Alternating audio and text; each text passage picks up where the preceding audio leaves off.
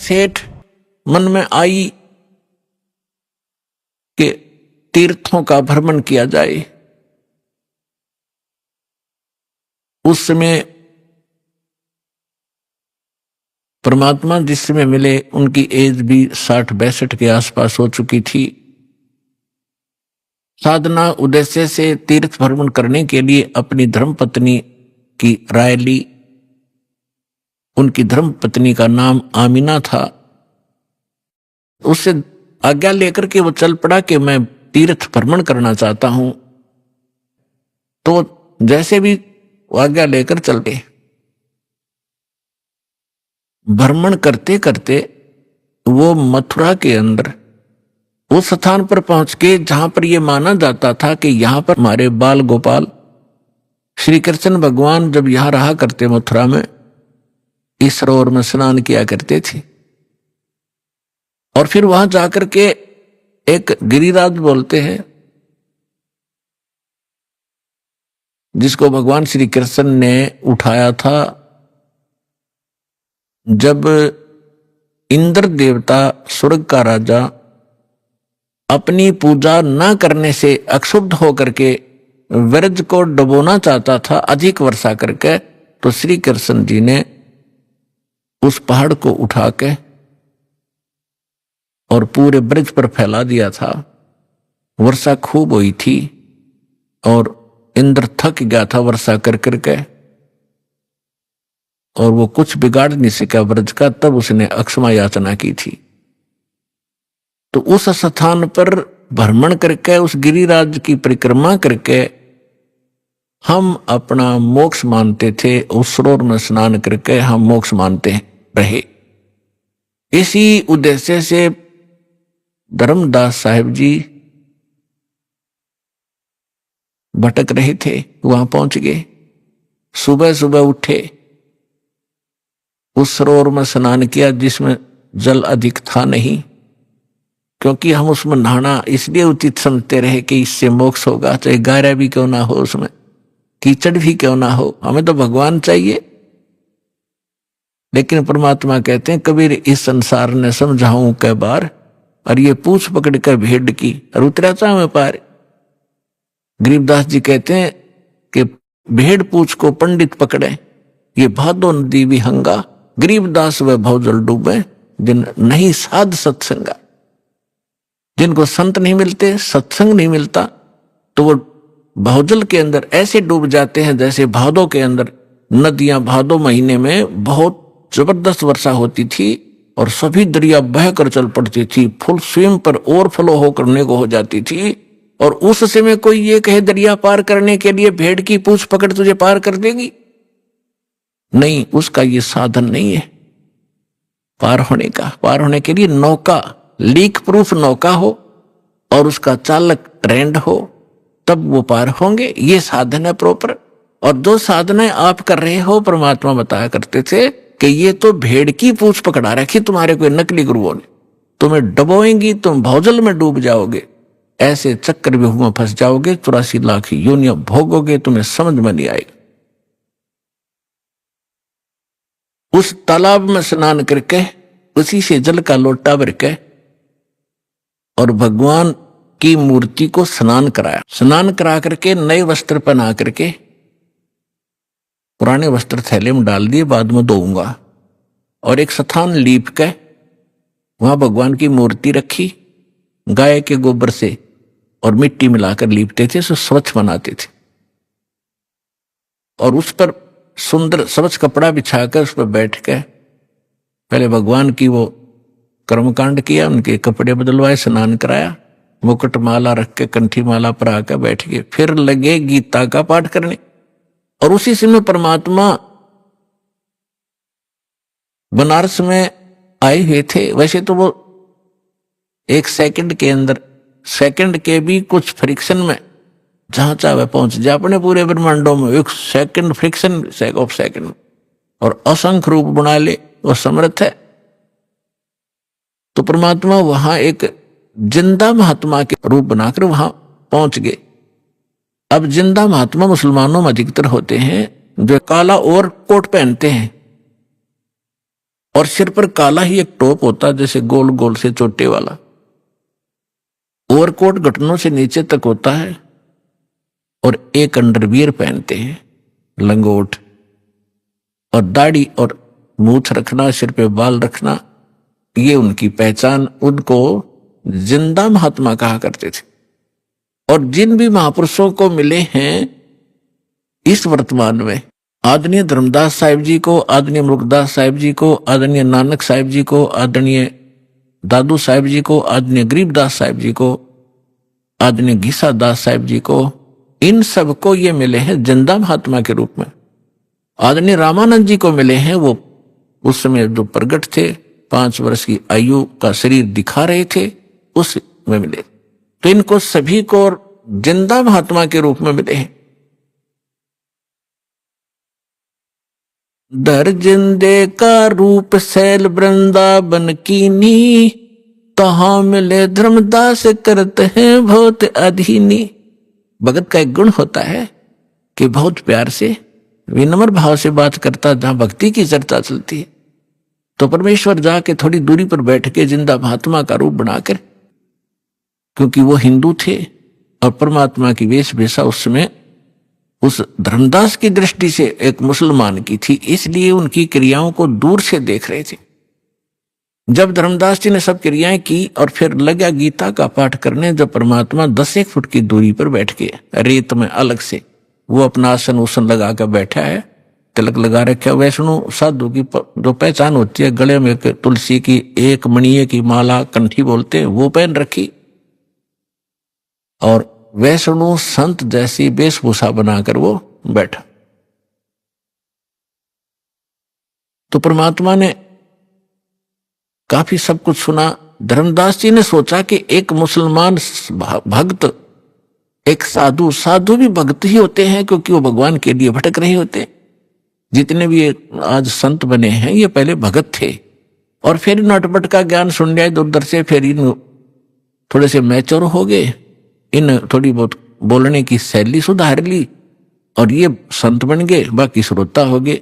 सारा का खिचड़ी ज्ञान है ही आपके समक्ष है। तो परमात्मा सुनते रहे। धर्मदास जी ने सोचा बड़ी ध्यान से सुन रहा भाई, आज तो ये हो सकता है इसका ज्ञान समझ में आ जाए, इसका कल्याण हो जाए। अब जैसे गीता अध्याय नंबर 4 के श्लोक नंबर 25 से लेकर 30 तक यही फैसला दिया है गीता ज्ञानदाता ने कि जो भी जैसी साधना करा अपनी उस साधना को पापनाशक जानता है। पापनाशक मीन मोक्षदायक। पापनाश होंगे तो भी मोक्ष होगा। आगे यदि उसको पता हो या ठीक नहीं है तुरंत त्याग दे, कोई भी ना करे उस कार्य को। तो धर्मदास जी ये सोच बैठे थे कि हमारा जो धर्म है, हमारा जो धर्म है, धार्मिक क्रियाएं, ये सर्वश्रेष्ठ है, मुसलमानों से श्रेष्ठ है। इस दृष्टिकोण से उसने देखी रुचि। तो उस दिन डेली जो गीता का पाठ करता था, उस दिन 7वें अध्याय का उसका नंबर था, उसमें से पढ़े, उसका हिंदी अनुवाद भी पढ़ा, फिर 8वां अध्याय भी पढ़ा, फिर 15वां भी पढ़ा, और भी कई चुने चुने से शब्द उसने श्लोक सुनाए और उसका व्याख्यान करके सुनाया। प्रतिदिन 1 घंटा साधना करता था, उस दिन 3 घंटे लगा दिए। और परमात्मा ऐसे करे जैसे बड़ा रुचि ले रहे। जब उन्होंने सब क्रिया कर ली तो परमेश्वर ने कहा कि हे महात्मा जी, देखो पुण्यात्मा, इस काल जालिम ने हमारे साथ कैसे जुल्म कर दिया। हमारे पिता ने हमारे निकटाने के लिए अब कैसे छल छिद्र करने पड़ते हैं, कैसे बहुरूपीय का काम करना पड़ता है। उस 2 कौड़ी के जीव धर्मदास को तो कहते हैं हे महाराज जी, और स्वयं कहते अपने आप को कबीर दास। मैं दास हूं, मैं भटका हुआ हूं और मैं सब महापुरुषों के पास जा चुका हूं, परमात्मा के लिए घर से निकला हूं और मुझे कोई सही मार्ग मिल नहीं रहा। आज मैंने आपका ज्ञान सुना, कुछ मेरा खिंचाव हुआ, मैं आपसे परमात्मा की जानकारी चाहता हूं। अपने आत्माओं जब ऐसे अधीन होकर कोई पूछता है तो हमारी इच्छा बनती है कि बताएं इसको, ये तो भ्रमित है। हिंदू मुसलमानों को इसलिए बुरा मानते थे कि ये मांस खाते हैं, अहिंसा करते हैं, पापी बने हुए। तो इस दृष्टिकोण से उन्होंने समझाया कि इसके पाप बच जाएंगे यदि हमारे धर्म को स्वीकार कर लेगा। तो धर्मदास जी ने कहा कि कैसा लगा ज्ञान, कि बस पूछो मत, गदगद हो गया हूं। कबीर परमात्मा बोले, और मैं दीक्षा लेना चाहता हूं आपसे। मालिक को पता था कि इतना बुद्धिमान है, ये ऐसी गलती करेगा नहीं। तो धर्मदास जी ने कहा, देखो जी, मैं तो भक्त हूं और मेरे गुरु जी हैं रूपदास जी, वैष्णव परंपरा से मेरा संबंध है। हम रामकृष्ण की पूजा किया करते हैं और मैं उनसे दीक्षा दिला सकता हूं आपको। मैं दीक्षा का अधिकारी नहीं हूं। यदि कोई अनधिकारी दीक्षा देता है वो यूजलेस होती है और वो स्वयं भी दोषी होता है और सामने वाले को भी, शिष्य को भी कोई लाभ नहीं हो सकता। इसलिए मैं आपको दीक्षा नहीं दे सकता, आप मेरे गुरु जी के पास चलिए। अब परमात्मा ने कहा, ठीक है, मैं आपके गुरु जी के पास चलूंगा, मुझे तो दीक्षा चाहिए, मोक्ष चाहिए, लेकिन उससे पहले मेरी कुछ शंकाएं हैं, उनका समाधान चाहूंगा। हाँ बोलो बोलो। धर्मदास जी बोले, बोलो बोलो, क्या शंका है? एक तो मुझे बताओ कि मैंने क्या क्या क्रिया करनी पड़ेंगी और क्या नहीं करनी पड़ेंगी। धर्मदास जी ने बताया कि देखो, जीव हिंसा नहीं करनी, महापाप होता जीव हिंसा करने का, और जो जीव हिंसा करते हैं वो कभी मोक्ष प्राप्त नहीं कर सकते, वो आजीवन भटकते रहते हैं, चाहे बेशक भक्ति करो। परमात्मा बोले, ठीक है, मैं त्याग दूंगा, कुछ नहीं करूंगा। फिर कहा कि हमारे गुरुजी नाम देते हैं रामकृष्ण का, दशमा भी बोल रहा था, हरे राम हरे कृष्ण कृष्ण कृष्ण हरे हरे। ये लाभ जब देंगे जब आप उनसे ले लोगे, अपनी मर्जी से करने से कोई लाभ नहीं होगा। बोला, ठीक है जी। परमात्मा बोले, बहुत अच्छा। और 68 तीर्थ करने होते हैं, मैं 68 तीर्थ कर करके आया हूं, और ये मैं आज मथुरा में और आगे जाऊंगा, अभी कर रहा हूं, उसी भ्रमण पर निकला हूं। एकादशी का व्रत करता हूं मैं, गुरुजी ने बता रखी है, और रामकृष्ण का जाप जपा करते हैं। तो परमात्मा ने पूछा कि ये जो आप पढ़ रहे थे कौन सा ग्रंथ है? कि ये श्रीमद् भगवत गीता है। ये ज्ञान किसने लिखा है? कि भगवान ने खुद बोला है। श्री कृष्ण को भगवान मान रहे थे। बहुत अच्छा, बहुत अच्छा, ठीक है। तो भगवान ने, अभी आप पढ़ रहे थे कौन से अध्याय, तो मैं बता नहीं पाऊंगा आपको, लेकिन अभी आप कह रहे थे कि अब दास आपको बताएगा जब आप समझोगे। भगवान की उनकी वार्ता एक गोलमोल थी, लेकिन अब प्रमाणित करना पड़ेगा उन्होंने कौन से शब्द बोले थे। गीता अध्याय नंबर 8 के श्लोक नंबर 13 में श्रीमद् भगवत गीता जो आप पढ़ रहे थे उसमें लिखा है कि ओम इति एकाक्षरम ब्रह्म विहारण माम स्मरण ये परियाति तजन देहम सयाति परमाम गतिम। मुझ ब्रह्म का, गीता बोलने वाला कह रहा है, मुझ ब्रह्म का केवल एक ओम मंत्र है, इति, यही बस, ये एक अक्षर है, और इसका अंतिम सांस तक स्मरण करता हुआ जो शरीर त्याग कर जाता है वो परम गति को प्राप्त होता है। अच्छा, एक बात और पूछूंगा मैं आपसे कि मैं साधना करूंगा, राम और कृष्ण के जो जाप बताएंगे गुरुजी वही करनी पड़ेगी, लेकिन क्या ये इस गीता में लिखे हैं? कि बोला, नहीं, ये गीता में नहीं लिखे हैं। तो परमात्मा ने कहा कि एक किसान का विवाह हुआ और काफी एज्ड हो गया, उसका कोई संतान नहीं हुई।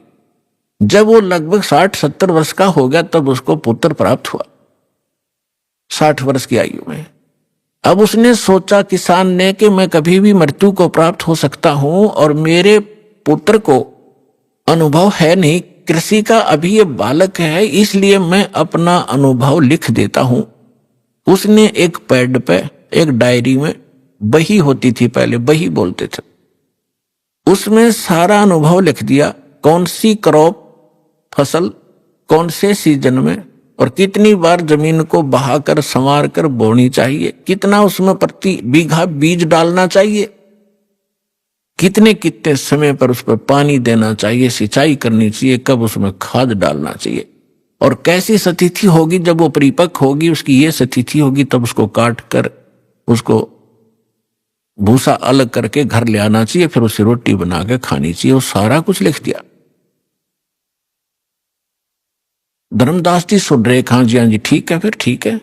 और फिर उस पिता की मृत्यु होगी और पिता ने कहा था, बेटा यदि मेरी मृत्यु हो जाए तो आप मेरा अनुभव इसके अंदर लिखा है, इसको पढ़ना और इसके अनुसार अपनी कृषि खेती करना। अब वो बेटा क्या कर रहा है, पिताजी ने बताया था गेहूं बोने के लिए बो रखी है भांग उसने। पिताजी ने बोला था कि इसमें अरहर की दाल बीजना, उसने बीज रखा वहां पर घास दतूरा। तो क्या वो किसान का पुत्र धनी हो जाएगा या वो वस्तु प्राप्त कर लेगा? उसका पिता बता के गया था कि नहीं नहीं, ऐसा कभी नहीं हो सकता। धर्मदास जी उत्तर दे रहे, क्या तो महामूर्ख है, मूर्ख है, वो तो वही करना चाहिए जो पिताजी ने उसमें अनुभव लिखा है। परमात्मा बोले, गीता का ज्ञान आप बताते हो, भगवान ने बोला। हाँ जी, और भगवान ने इसमें लिखा नहीं, जो मंत्र जाप आप करते हो, जो क्रियाएं आप करते हो, व्रत रखते हो, छठे अध्याय के 16वें श्लोक में व्रत को भी बना किया। आप एकादशी के दिन भूखे मरते हो, तो आप उस किसान के पुत्र से कम है क्या? शतब्द हो गया धर्मदास, क्योंकि पुण्यात्मा पहली बार चाहे कितनी सच्ची बात समझा दे पर अंदर स्वीकार्य नहीं होती, उसका रिएक्शन होता है। और लेकिन वो जख्म बना देती है अंदर, ऊपर से चाहे वो कितना बड़बड़ कर ले, लेकिन अंदर जगह बन गई।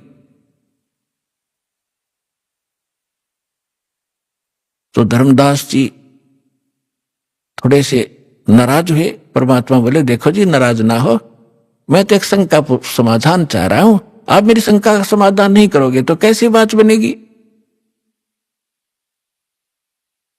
धर्मदास चुप हो गया और मन में यह सोच रहा कि तो मुसलमान है, ऐसी बात करेगा ही करेगा।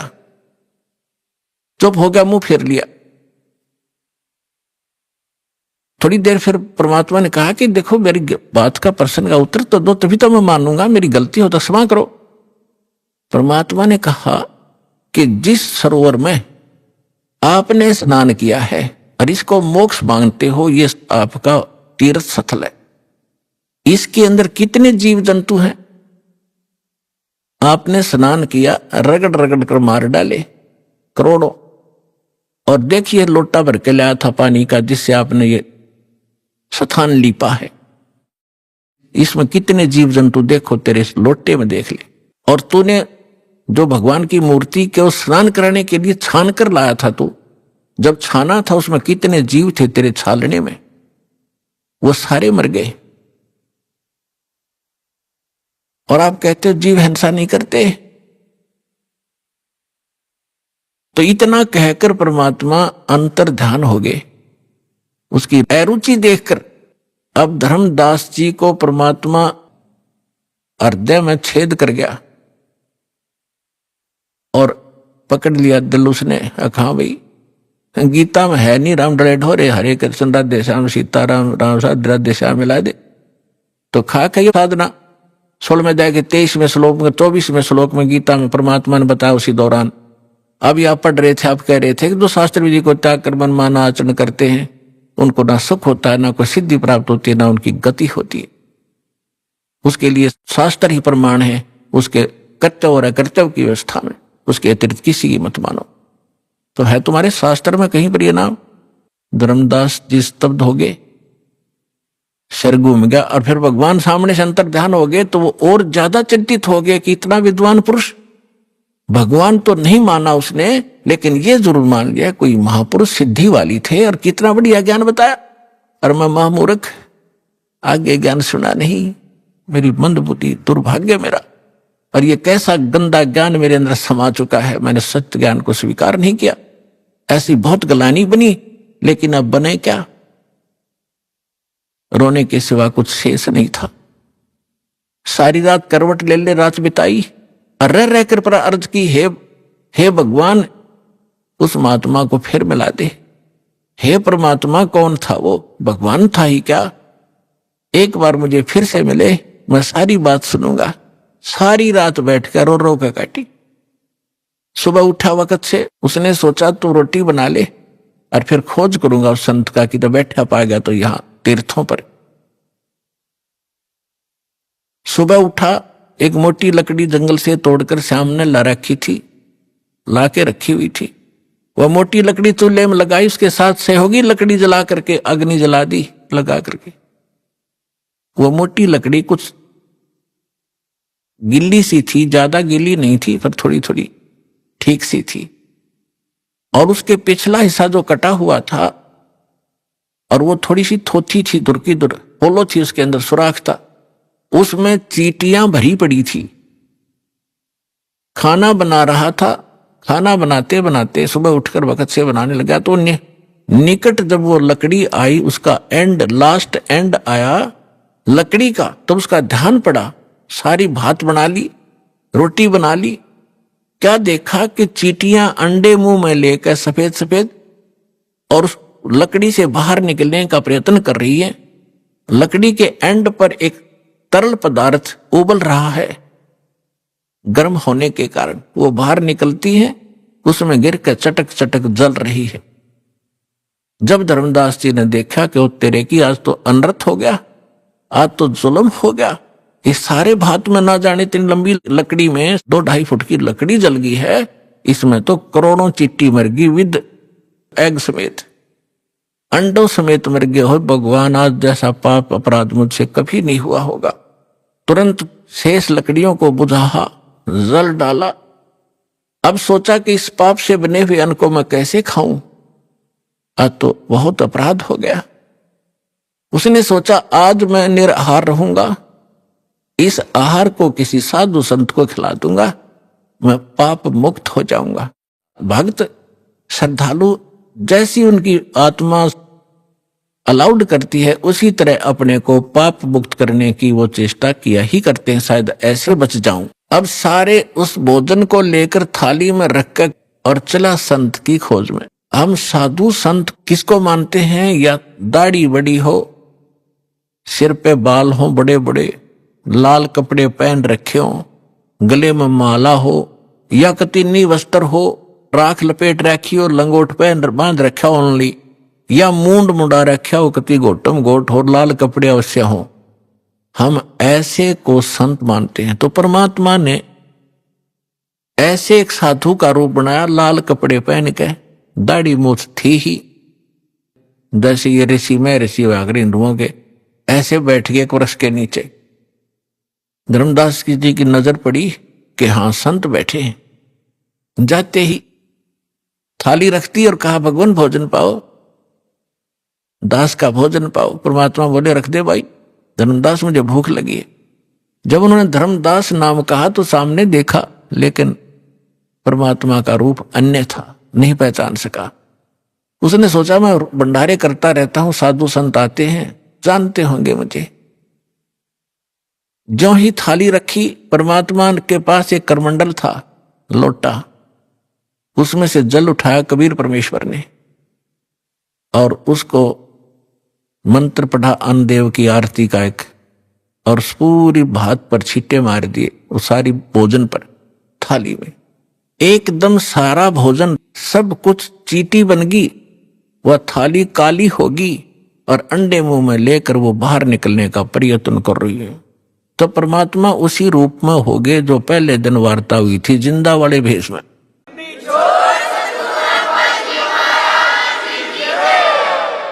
तब धर्मदास जी ने देखा कि सचमुच ये तो वही महापुरुष है। तब परमात्मा ने कहा, रे अत्यारे, कल क्या कह रहा था तो कि जो जीव हिंसा करते हैं वह कभी मोक्ष प्राप्ति नहीं कर सकते, और तेरे से तो कसाई भी अच्छा, तो कसाई से भी बुरा तने कितने जीव मार दिए। चरणों में गिर गया, पैर पकड़ दिए, कहा भगवान ज्ञान बता दो, हम तो अंधे हैं, हमारी बुद्धि तो कति झेरे कुएं जैसी है। जो ज्ञान हमने आज तक सुना और उसी को हम सत्य मान रहे थे, आपका ज्ञान पहली बार सुनने से मन को स्वीकार्य नहीं हुआ। हे भगवान, अब मैं आपका सारा ज्ञान सुनूंगा। तब परमात्मा उनको लगे बताने अपने आत्माओं, जैसे तुलसीदास जी ने लाखों वर्ष पहले घटी घटना रामायण वाली अपनी दिव्य दृष्टि से देखकर अपनी भाषा में उसको पुनः एज इट इज चित्रार्थ कर दिया, जो आज पूरे हिंदू समाज को मान्य है। घटना वही है, सिर्फ भाषा में अंतर कर दिया, कोई अंतर नहीं। इसी प्रकार परमेश्वर कबीर जी को प्राप्त होने के उपरांत परमेश्वर ने गरीबदास जी का ज्ञान योग खोल दिया।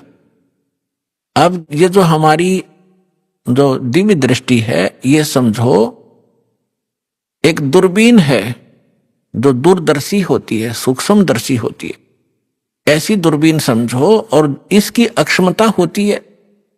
एक तो ऐसी दूरबीन होती है आधा किलोमीटर तक ही कुछ देख सकती है, एक ऐसी होती है नक्षत्रों तक देख लेती है यहां बैठे। तो इसी प्रकार जो तुलसीदास जी की जो दिव्य दृष्टि थी वो सूक्ष्म दूरदर्शी थोड़ी अक्षमता की थी, और गरीबदास जी के को प्राप्त जो दिव्य दृष्टि थी उसने असंख्यों युग पहले का ज्ञान, और आज से 600 वर्ष पहले जो भगवान के साथ घटना घटी और भविष्य का जो ज्ञान उन्होंने अपनी अमृतवाणी में बताया। तो उसके आधार से आपको थोड़ा सा वर्णन करते हैं, क्योंकि महापुरुषों के मुख से उतरित वाणी और इस दास के मुख से आप तक पहुंचेगी तो ये एक असर करेगी न्यारा। जैसे एक तो वचन कहे एक सिंपल मैन कि यहां से बरवाला से लेकर जींद तक रोड बना दो, और एक का यहां का मुख्यमंत्री जनसाधारण मेरे जैसा थे सारा दिन कहें जाओ अधिकारियों ने जाके कि ये वहां से वहां तक रोड बना दो, कभी नहीं बनेगा। और वो एक बार कहेगा, अगले दिन काम शुरू हो जाता है। इस प्रकार उसके वचन में शक्ति है। इसी प्रकार संत परमपिता का नुमाइंदा होता है, प्रतिनिधि होता है, उसके पास परमेश्वर की शक्ति होती है, उसके आदेश से वो काम शीघ्र होता है। दर्जन दे का रूप शैल वृंदावन कीनी, तहां मिले धर्मदास करते हैं बहुत अधीनी। गरीबदास जी अपनी अमृतमयी वाणी में भगवान से प्राप्त उस दिव्य योग से, दिव्य दृष्टि से देखा हुआ एज इट इज बोल रहे, लिखवा रहे हैं, दास उसको सुना रहा है। बहुरंगी वरियाम कामनी कामी सोई, दर सतगुरु का रूप धनी उतरे हैं लोई। ए संसार, गरीबदास जी कह रहे हैं कि धर जंदा महात्मा का रूप धर के सैल वृंदावन वृंदावन की सैर सपट्टा करने के लिए चले, और तहां मिले धर्मदास जो करते हैं बहुत अधीनी, बहुत विनम्र आत्मा के थे। बहुरंगी वरियाम कामनी कामी सोही, बहुरंगी ना जाने किस रूप में कहां प्रकट हो जाता है। और दर सतगुरु का रूप धनी उतरे हैं लोई, सतगुरु का रूप बनाकर यानी तत्वदर्शी संत रूप में खुद धनी, खुद मालिक वहां आकर प्रकट हुए थे। बहुरंगी वरियाम कामनी कामी सोई, धर सतगुरु का रूप धनी उतरे हैं लोई। परम उजागर ज्ञान ध्यान बहुरंगी बाना, तहां मिले धर्मदास आचार विचार दीवाना।